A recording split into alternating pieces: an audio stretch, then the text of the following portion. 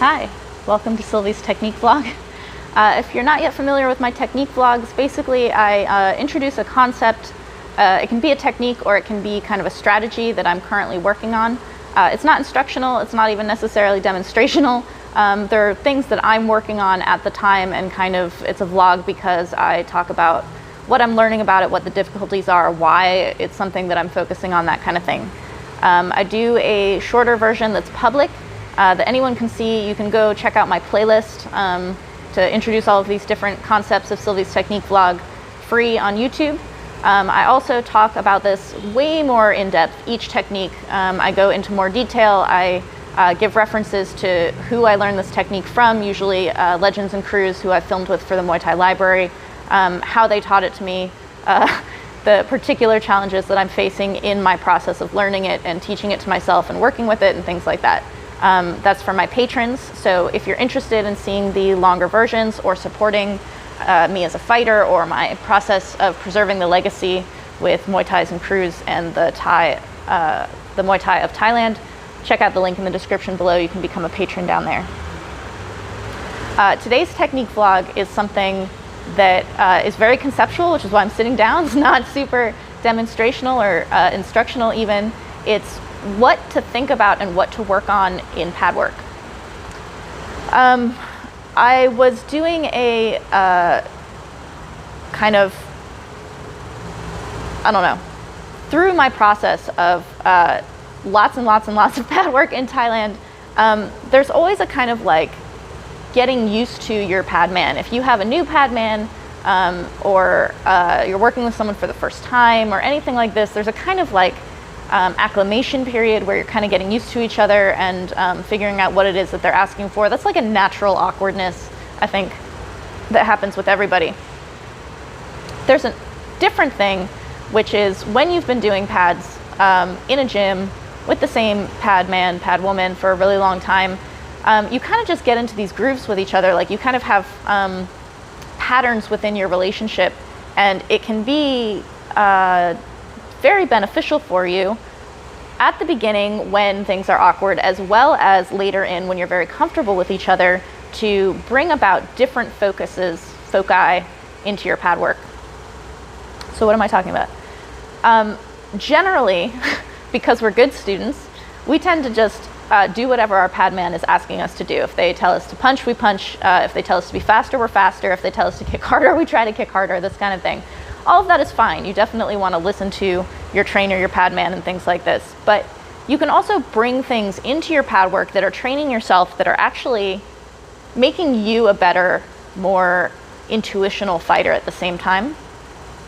These are things like working on relaxation in your pad work.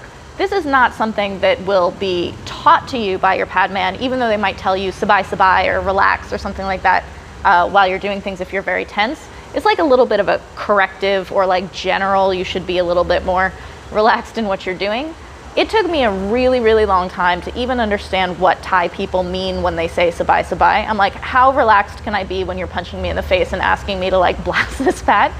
But it's actually the things kind of between movements.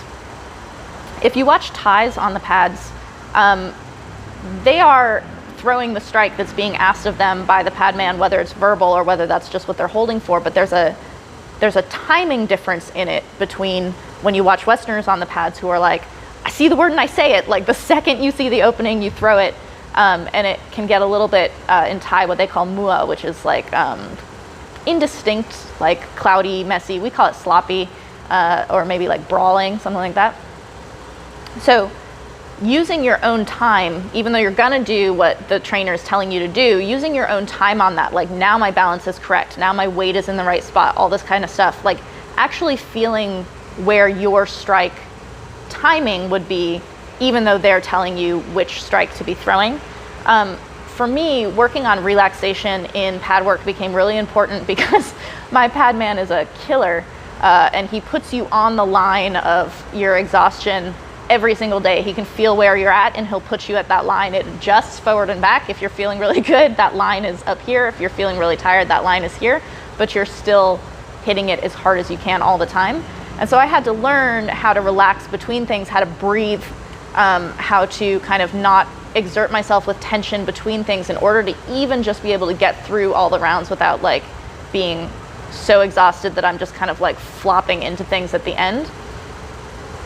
So my advice in this technique vlog is to use your Padwork time with your pad holder. And this might be slightly more complicated with pad holders in the West who maybe do like lots of combinations.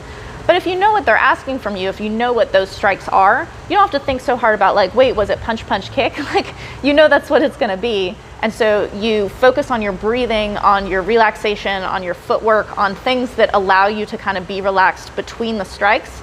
So the differentiation between I'm kind of relaxed and can move and can juggle you to like now I'm exploding on this kick or punch or elbow or whatever it is that they're asking you to do, that differential is the thing that you're training yourself so that you're really, really able to breathe between your strikes in order to stay as relaxed and as fresh as possible, even though you are kicking as hard as you possibly can. It's like swimmers. Like swimmers are still going fast, but swimmers who know how to breathe, they're going to swim faster than swimmers who don't know how to breathe, like me, who end up kind of drowning midway.